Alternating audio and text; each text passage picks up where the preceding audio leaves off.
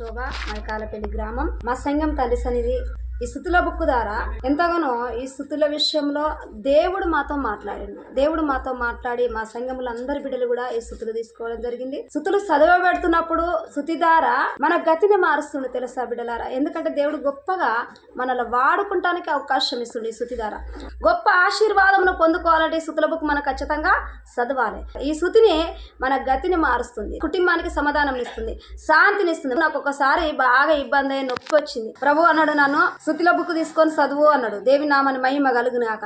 అప్పుడు నేను ఈ స్థుతి ఒక 2-3 గంటలు చదివిన. ఎందుకంటే 2-3 గంటలు రిపేర్ దాన్నే చేస్తూనే ఉన్నాయి. రోజు చదివినా అనుకున్నట్టు ఖచ్చితంగా ఈ స్థుతుల బుక్ అబ్బుతుంది.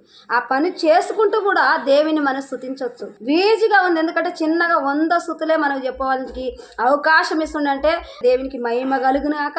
ఈ స్థుతుల బుక్ చదవండి, అందరూ కూడా కొనండి, ఆశీర్వాదంను పొందుకోండి. మరి ఆ నొప్పి పోయింది అంటే ఈ స్థుతి ద్వారా.